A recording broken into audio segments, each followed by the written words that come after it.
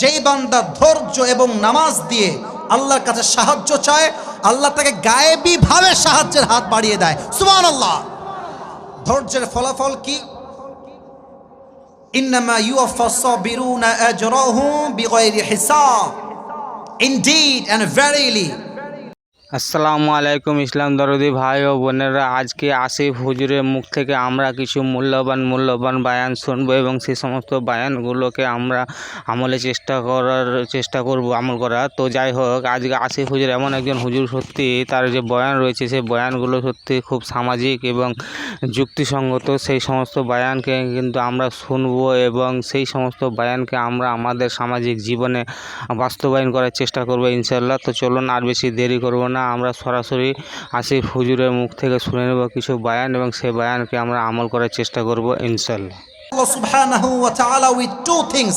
Number one is salah, number two is patience.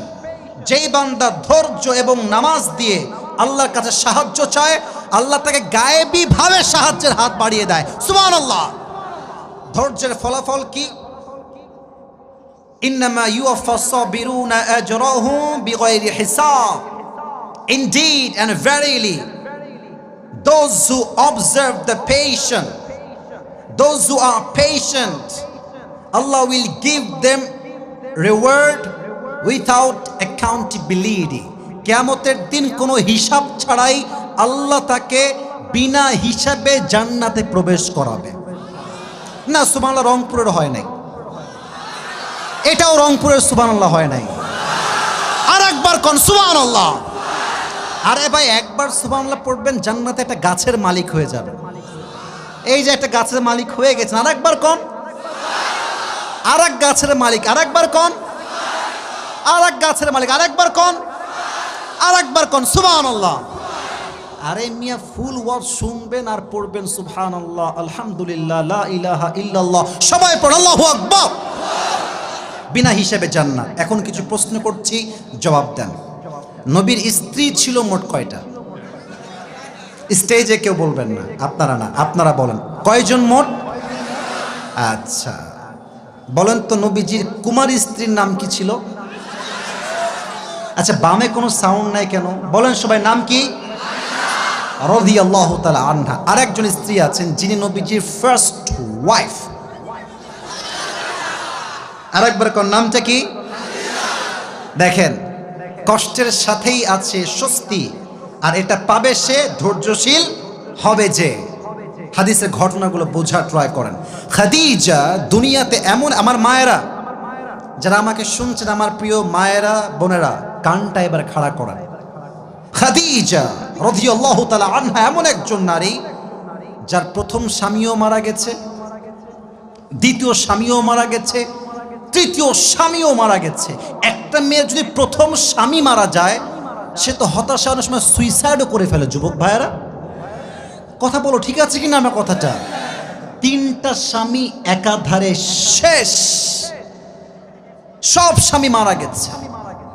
তার ধৈর্যের level দেখেন কি স্ট্রং, কতটা শক্ত। শেষ তিনি বলছেন, আল্লাহ যত স্বামী মারা যাক, আমি তোমার কাছে ওয়াদা করছি, যতক্ষণ পর্যন্ত চরিত্রবান যুবকের সন্ধান আমি না পাবো, একটা মুহূর্তের জন্য আমি কোনো হারাম রিলেশনশিপে যাব না। সুবহানাল্লাহ পড়েন সবাই। এবার তিনি একদিন ঘুমিয়ে আছেন, রাতের অন্ধকারে তাহাজ্জুদের নামাজের সময় তিনি স্বপ্নে দেখছেন অন্ধকার আমাবস্যার রাত, কিন্তু আসমানে একটা তারা এতটা আলোকিত, এই তারার আলোতে পুরো দুনিয়াটাই আলোকিত হয়ে গেছে। ওরে ভাই, কন্যা সুবহানাল্লাহ, ভাই বলেন না সুবহানাল্লাহ। আর উনি দেখছেন যে তারাটা আস্তে আস্তে আসমান থেকে খাদিজার বুকের দিকে নেমে আসছে। আর হঠাৎ করে ঘুম ভেঙে গেছে, কি দেখলাম স্বপ্নে। এবার তিনি দৌড় দিয়ে আসছেন তার চাচা ওয়ারাকা বিন নাফিল, স্বপ্নের একজন ব্যাখ্যাবিদ ছিলেন। তিনি বলছেন, চাচা আমি স্বপ্নে দেখলাম একটা তারা আকাশ থেকে নেমে আসছে আমার বুকের দিকে, ব্যাখ্যা কি হবে? উনি তাওরাত খুললেন, ইনজিল খুললেন, আর বললেন, খাদিজা মাশাআল্লাহ, গুড নিউজ ফর ইউ। ব্যাখ্যা বলছে, শেষ নবী তোমার স্বামী হতে চলেছে। খাদিজা তুমি কি খুশি? খাদিজা তো খুশিতে আত্মহারা। আমি তো অনেক খুশি, আমি তো এটার অপেক্ষায় এতদিন ছিলাম। চলে আসছে বাসায়, আর ঘুম নাই। কবে আসবে আমার সেই স্বপ্নের রাজকুমার মুহাম্মদুর রাসূলুল্লাহ সাল্লাল্লাহু আলাইহি ওয়াসাল্লাম, স্বপ্নের রাজকুমার। আচ্ছা আমার মুখের দিকে তাকান তো, এটা আমার হাতে আমি কি ধরে আছি? না, আওয়াজ হয় নাই, বলো এটার নাম কি? রংপুরের ভাইরা, এইটা আমার মুখে, এটা লম্বা লম্বা চাপ চাপ, এটা কি? আমাকে কি দাড়ি রেখে খ্যাত ট্যাত লাগতেছে নাকি?